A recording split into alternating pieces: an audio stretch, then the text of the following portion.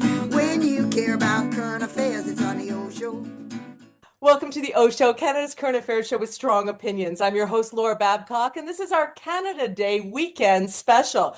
And I couldn't think of a better guest than the leader of the Canadian resistance against MAGA, than Charlie Angus. Charlie, the last time you were on our program about a month ago, you broke all our OShow records. I know it's true. I know you're a regular on the Meidas Touch podcast in the US that has 5 million subscribers. They love you so much there. They even made a little emoji of Charlie Angus, which I think is a distinct honor for a Canadian to get. And it's really a sign your friendship with Ben Marcellus. He called you his bestie the other day, his best friend.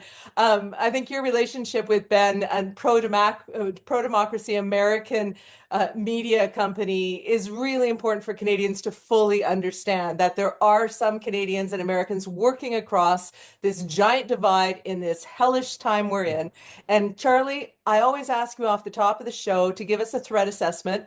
You've just done a very powerful press conference about the shit going on at our border, which terrified me, and I'm going to ask you about it. So I want to know about that, but I just want to frame it. I see this as a two-front war like most. There's an air war and there's a ground war. And thank God we're not at the ground war stage yet in Canada. But when you said in your press conference, what are they going to find? WMDs in an Oakville garage? Yeah, that scared me, Charlie. I live near Oakville. I used to run the chamber there. And just the thought of that bullshit and the threat of that scared me. So I think there's a ground war potential here, possibly, after what you said, but also the air war. The propaganda from MAGA and coming in through American-owned papers is like fast and furious. It has not calmed down. So, my friend, welcome back. Thank you for leading the resistance. Thank you for being such a strong voice in this terrible time. And can you please let Canadians know, as bluntly as you always do, what is the threat risk for Canada? Well, Laura, there's so much to unpack in that opening. In terms of our relations with people in the United States, I'm absolutely astounded the amount of people who reach out to me every day. So what began for me is just holding the line, trying to make sure that we weren't going to bend or break, and the panic that we felt in those first month or two. Now seeing that, okay, we are seen around the world as the line of resistance, and we have to hold it. And because we're seen as the line of resistance, it makes us an even greater threat to Donald Trump and his MAGA incels. So much happened this week. Trump upending NATO, the NATO chief Mark Rutte, who, I mean, if we're going to talk about regime change, let's talk about regime change at NATO headquarters. We could talk about Mark Carney. His meetings with the European Union show a dramatic shift. Canada is pulling out of the Americas and shifting to Europe. The media haven't really played that up, but it's significant. It may give us a bit more of a backstop. But I mean, just as I was getting to here for the show, Donald Trump drops his latest H bomb, saying Canada is the worst country in the planet. He's not going to negotiate with us anymore. Is anyone surprised? I mean, General Taco was calling for regime change 4 days ago in Iran, and the next day he was on social media begging Israel and Iran to stop fighting. So now, whenever he's in trouble, he turns to Canada, which leads me to the issue of the threat that we're facing. I did a press conference laying out the language that's coming out of Kristi Noem, Kash Patel, this U.S. representative out of Michigan. They are really trying to create this narrative that we are this terrorist threat, that El Salvadorian gangs are pouring over the border from, Canada, that Kash Patel says of the 300 terrorists he caught, 85% were from Canada. We've seen this playbook, we've seen this movie, and the South Park movie was funny, but South Park as a political administration is not funny at all. The rhetoric is ramping up against this. I think it's because they're seeing us as a real threat because we are a democratic, inclusive nation. So, folks, this ain't ending soon. We've got to hold the line. We've got to continue the pressure through the boycotts and make sure that our leaders like Danielle Smith and Premier Mo, I'm watching you. Don't sell us out down the river at this time. Well, and that's so key because I mean, there's so much. I mean, Blame Canada was funny back in what the 90s, but when we see them actually blaming Canada for bullshit, for terrorism that we're not doing, they tried with fentanyl and that got discredited. And now they're saying we've got what terrorists going down there. It's for people who are listening to the podcast around the world, and I know people listen to us in like 37 countries. We appreciate it, and please subscribe on YouTube. We're trying to build this pro-democracy conversation. But I mean, for those of you who are listening, you didn't see my eye rolls and my reaction to what Charlie just said. It's utter bullshit. And the amount of bullshit propaganda coming into the US is crazy. And some of us are out there on the front line trying to call it out. Gander is going to be a new social media site, Charlie, you probably heard about. I'm going to Yeah. talk to the founder of Gander on the OShow in a couple of weeks' time. I mean, we are fighting this air war, but I want people to understand that we're not talking about it enough in the mainstream media here in Canada. When I look at some of the headlines that we're talking about, it's just menial shit that means nothing. When we have an actual threat on our border, and I think they need to be called out and come to a higher level of alarm here.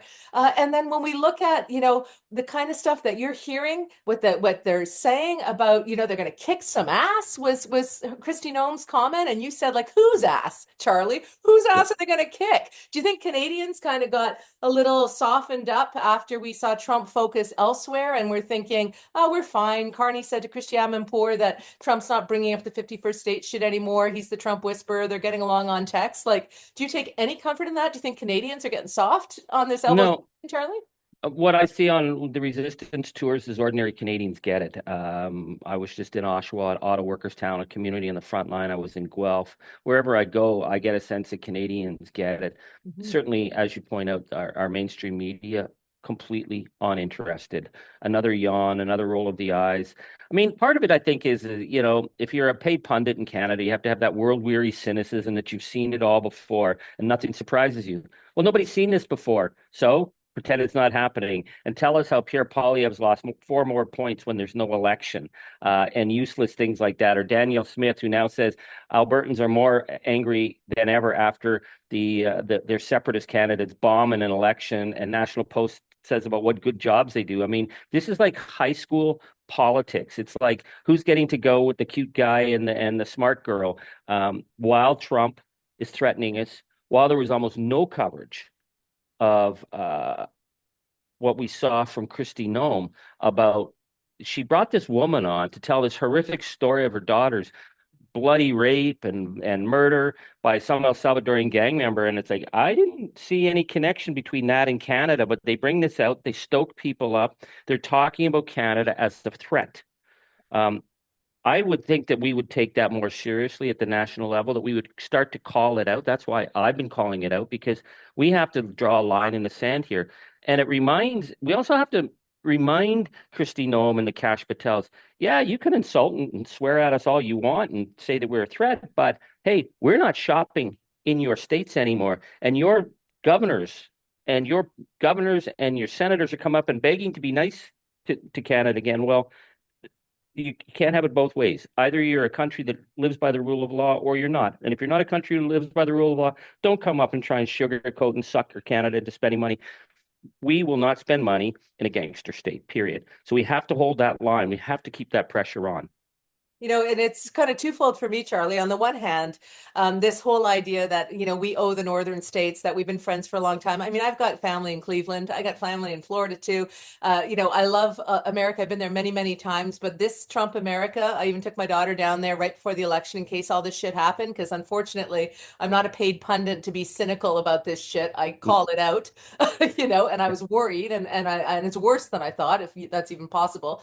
I've never said this on the air before, but like that night when I found out it was confirmed he was winning, I let out like a primal scream. I was in a hotel in Mexico, and I've never screamed like that in my life. We've got almost millions of kids dying around the world already from their USAID cuts. We've got Yep. measles and dying cases of children. We've got ICE raids. We had a Canadian who just died in ICE. And honestly, I don't care about the character of the person. Getting taken for an immigration detainment shouldn't be a death sentence for anybody. And no one can get into those ICE detention centers. Nobody can see what's happening. Congressional oversight is being ignored. It looks like fascism. It walks like fascism. It smells like fascism. And I'm sick of these fucking, sorry, but these, Congress people and these senators, these governors coming up to Canada saying, come on, come on, come on back. It's twofold. I won't go back there because of the threats to us, because they don't deserve my money or my fucking neighborliness when they're threatening us. But also, you said at a press conference today that we're not going down there because of fear. I kind of don't want to see an ICE raid on the street. I kind of don't want my phone checked at the border, Charlie. Like, I'm a little concerned. I have a bit of fear as a Canadian. Yeah, no, I mean, the fear issue is obvious. I mean, they're telling us to come back and saying, Canada, we love you, as one senator, and Canada give us a second chance. We have this Michigan representative, John James, saying that his state is the epicenter of the threat from Canada.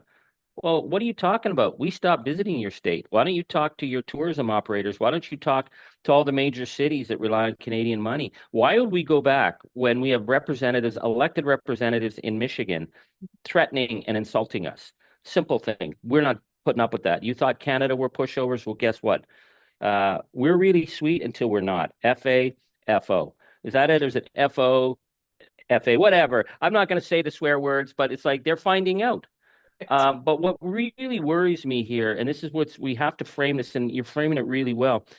It's Canadians are angry, not just that they're insulting us and degrading us and abusing us continually, like Donald Trump did with his latest, we're not talking to Canada ever again. God, thank you. It's that we're offended by their abuse of democracy. We're offended by the fact that they fire all the key people from the Center for Disease Control who are keeping children safe from basic killer childhood diseases that should not even be a threat, but have become a threat again. I mean, polio is back in the United States. I'm old enough. I missed polio, thank God, but my grandparents, they were haunted by it. And we're seeing it again because of this right-wing MAGA stupidity and MAGA maple stupidity that we're seeing out of Alberta with Danielle Smith and the far right, Pierre Poilievre, who's been going on about, getting rid of vaccine mandates, so you can send kids with measles to schools. Like, it's all of this threat to decency, to goodness, to the rule of law that Canadians are offended by. So no, we're not going back. And the more you threaten us about that we're some kind of terrorist hotspot, you may be trying to set us up for further action, but you're building our resolve at the same time. Well said, and this is why I love having you on. I hope we can do this regularly because like I saw you or I heard you on the Meidas Touch where you were saying that, you're hopeful Carney can, you're putting aside partisanship and you're like saying like, let's hope, right? And we saw him make a deal with the EU. We saw him characterize Canada as being the most European country outside of Europe. And then, of course, the American-owned newspapers in this country are like, ooh, why is Carney being all European? Because that's where we need to be right now, because we have the threat of the American president below us. Like, come on, people. We can support Carney. But when I see then Danielle Smith's rhetoric being propped up, I mean, how do Albertans really feel that way? When they elected Nancy in big numbers, right? And we've got, I'm going to have Bonnie Critchley, the person who's running against Pierre Poilievre on the OShow on July 18th, just announcing that Bonnie was joining me, got thousands of responses across social, Charlie, and Poilievre's numbers are tanking. So I don't understand how she can get away, Danielle Smith, with that rhetoric. Like, where is the proof of that? That to me smacks of MAGA ginned up bullshit to destabilize our country. And, I know Bonnie Critchley calls it out on her website. You just called it out. I've called it out. But when are we going to stop entertaining this conversation around separatism like it's just Alberta having a temper tantrum? I posted today that MAGA is not just about threats to our sovereignty. It's not just about convoys or crassness of our society. It is not just about cruelty of ICE. It is also about anti-science, anti-vaccines. It is a deadly ideology. It's not Christian. It's fascist. Tell me if I'm going too far, Charlie, but like Nope. all my You're hitting alarms them. are ringing this morning. Yeah. Well, I think on what you just said, two key things. I've been out in Alberta. I've got so many people who call me from Alberta regularly. I mean, Alberta, I love Alberta. Alberta is strong with us. What we're seeing is a completely manufactured fake crisis.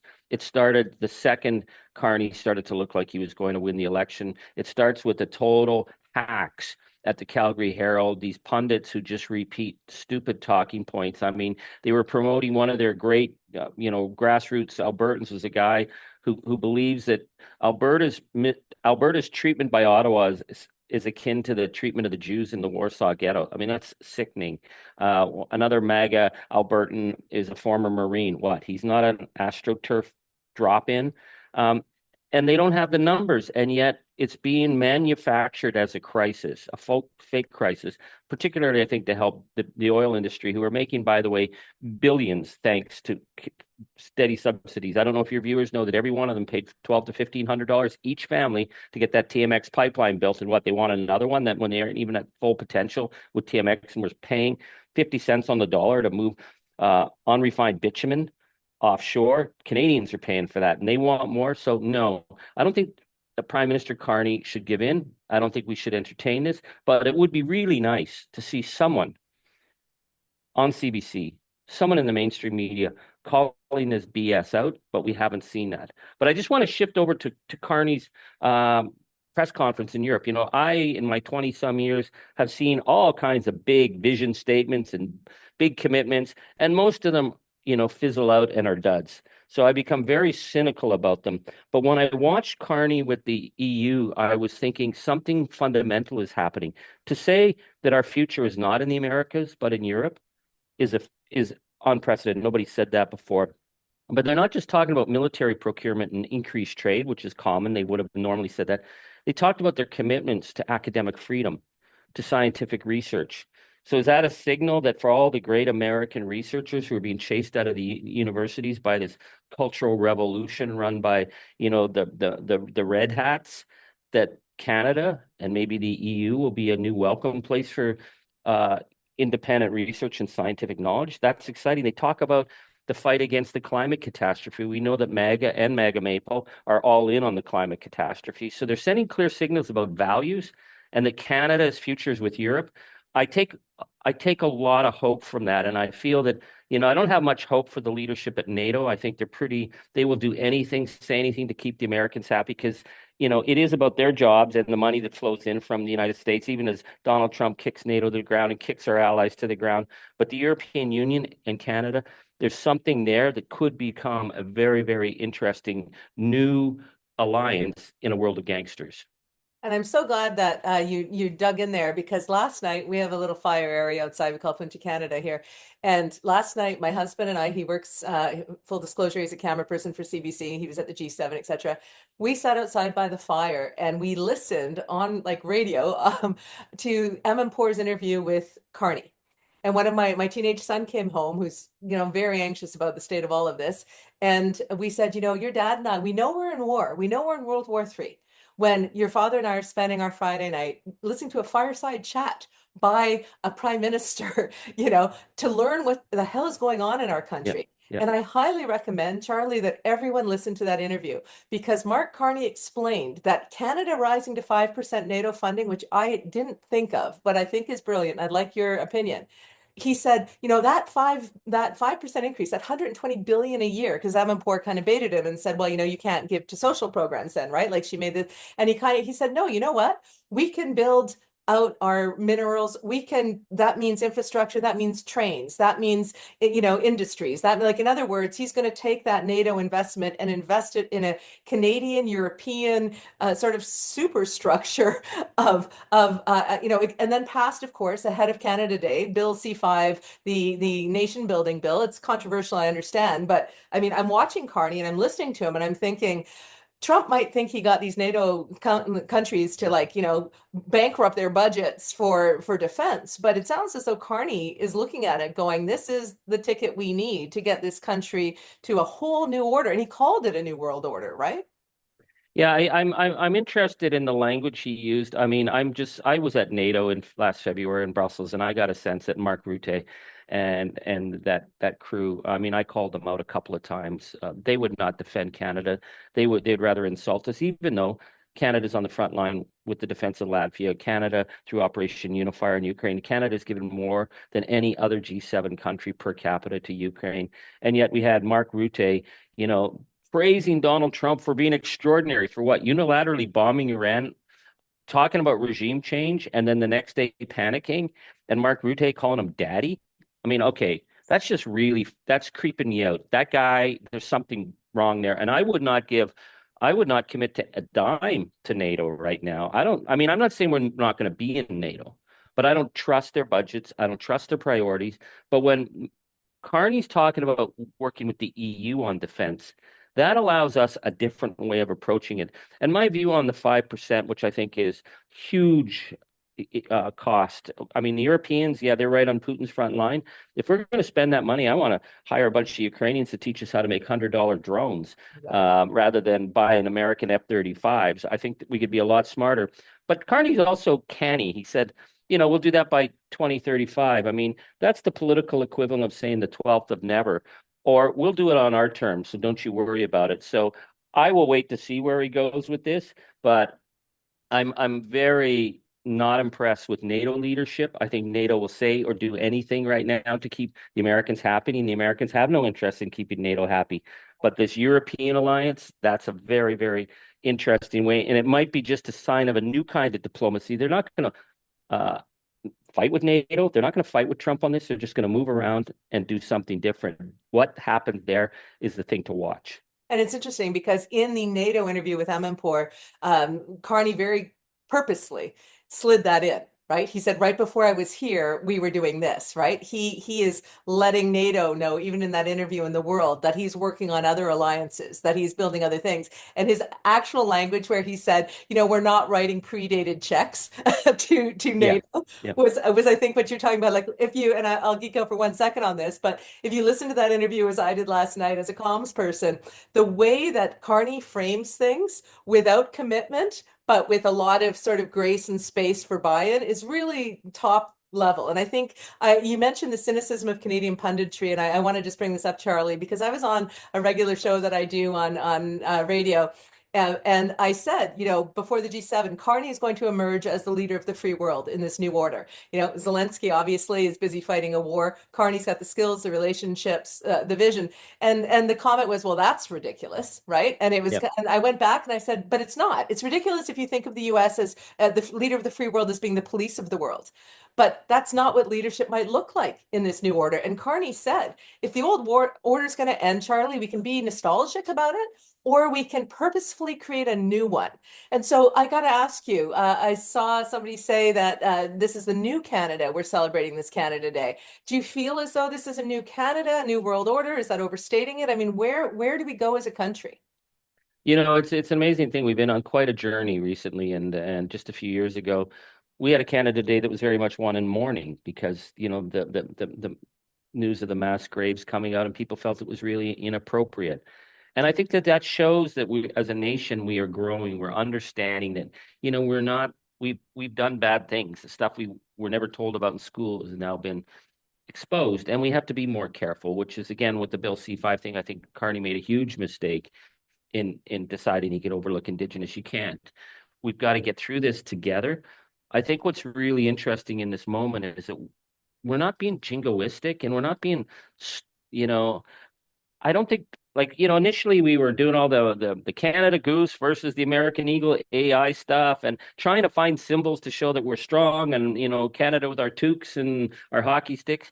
But I think we're emerging into something new, which is a sense of we have something of value here. And maybe we haven't spoken about that value, but we love that value. We love our tolerance. I say wherever I've been ever in Canada, I always felt like I was coming home, even if I'd never been in that place before. That to me is Canada. And I think on this Canada Day, we're still standing. That might seem like kind of a meager thing to say, but we're still standing after all the threats, all the economic pressure, and we will still be standing when Donald Trump is gone off to Mar-a-Lago jail or wherever hellhole leaders like him go at the end of the day. Canada will be there. And I think it's not going to come. I really appreciate Mark Carney on this, but I've been saying all along, Canada is being held together by ordinary people who understand what's at stake. So on this Canada Day, I think we're going to be celebrating in a very special way. I was trying to get to Ottawa for it because it's going to be epic, but I have too many responsibilities here at home. I got teenagers, I can't just take off. But I think it will be different. And to your point, people not wanting to celebrate Canada Day after we found out about the mass graves was more a somber recognition of our sins in this country, and that we're Hmm. still trying to acknowledge them and make up for them. And there's a lot of work still to do on that. This Canada Day, I agree with you in terms of the attitude of it. And something to underscore that belief is that when I post that I'm having Bonnie Critchley on the program, right? CBC gets tagged. All these other news stations get tagged. So the people of Canada, when they see that there are going to be interviews or shows or conversations or your press conferences about the state of alarm in this country, they are saying to the mainstream media, like, what are you doing? Why aren't you Yeah. having these conversations? So if it takes the grassroots push to wake up the establishment, I mean, there is a lot of American-owned media that is never going to let their foot off the gas. So we really need our Canadian-owned media to get in the game and to start to speak about this. And I think this Canada Day, Canadians, where I've seen the evolution go from elbows up to a more sophisticated understanding of the crisis among the people I talk to. The comments that I'm seeing, the fact we're setting up the Gander social media platform so we can avoid US interference. I mean, this to me is Canada saying, okay, we've had 6 months of this nightmare, like 6 months of Yeah. this shit. We saw what he would do with a bullshit reason to go in and bomb Iran, right? We know Wag the dog. We don't want to be, we don't want Wag the dog in Canada. And we're a smart, educated country. And the world, to your point, is watching us, Charlie. Yeah. And so I feel like we've moved past elbows up and memes to, okay, what is it that I, as a Canadian, remember Kennedy's ask not what, your Yeah. country can do for Yeah. you, ask what you can do for your country. I feel like we're at that point. And I feel like if Carney said on Canada Day, he already asked us to roll up our sleeves. He already said this is going to be tough. I feel like if Carney, with the numbers he's got now, said to Canada, ask not what, Canada can do for you. Ask what you can do for our country in this next century or this next decade or this next year, Charlie, Yeah. right? Yeah. No, I think that's where we've got to go. I think the Canadians, I get stopped on the streets all the time now, from people who are following the work I'm doing through Charlie Angus Resistance or the public statements. And I think it's about they want to know about how do we as a nation stand up in a time of fascism and gangster states. That's the conversation, Laura. There's a new book apparently on elbows up resistance, and resistance is kind of funny because it's so tied to me, and it's got every well-known CBC person you've ever heard of, from Jeannie Becker and Tom Powers and Peter Mansbridge, and they're all going to talk about resistance. And I figure I'm the only one out of every possible person not invited to participate on resistance, which is funny. But I mention it because what we don't need is we don't need another gee shucks, aren't we cute Canada. Like, I'm sick of that. I'm sick of knowing, oh yeah, the way we play hockey's different, and the way we pronounce our accents is different. Like, Canadians don't need to be pablum fed by CBC's idea of who the perfect Canadians are. Canadians want to know this is an age of fascism. We come from a long line of fascist fighters. This is about the threat to the rule of law. Where is Canada in a lawless world? That's the conversation Canadians are ready for. So, I mean, I love all the trinkets and the keychains people send me in the toques. It's great because to me, that's ordinary people. Ordinary people doing that's awesome. Thanks for the soap that's in the Canadian flag, and for the cookies you send me that's a Canadian flag and elbows up. But Someone man, gave me these, right? exactly. But Right. when you're a national broadcaster, like, Right. don't treat people like they're stupid. So if you're going to talk about resistance, the resistance is resistance to the threat of fascism. That's what we're dealing with. Bucket A, my friend.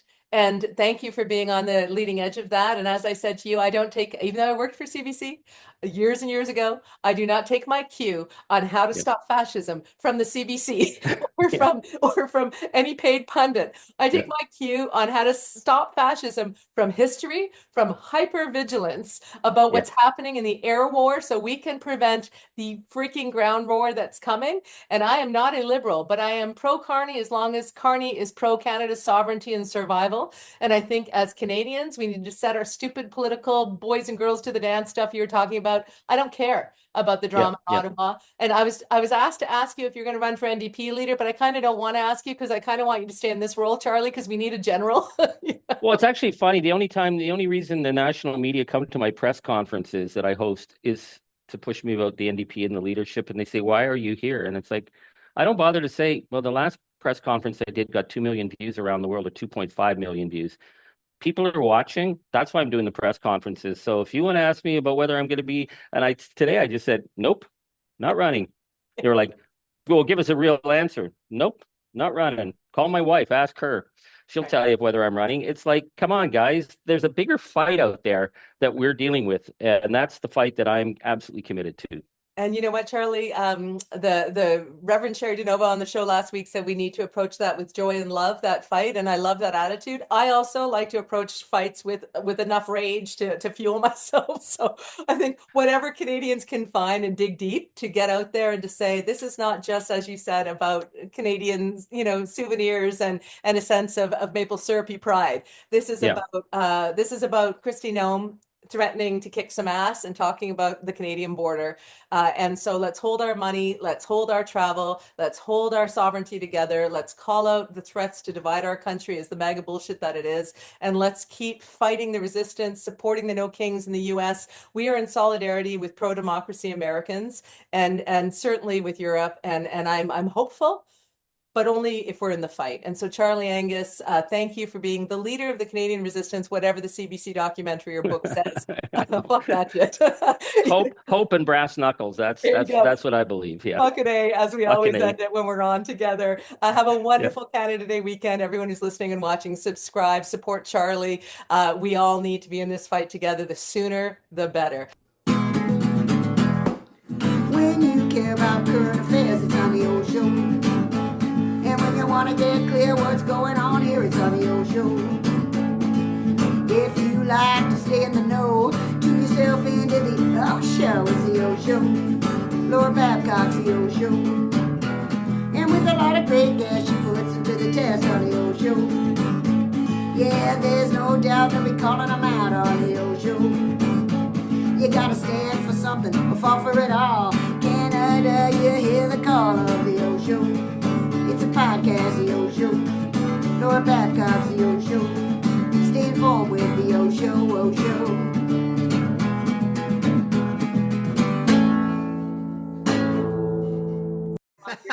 Your merch bin.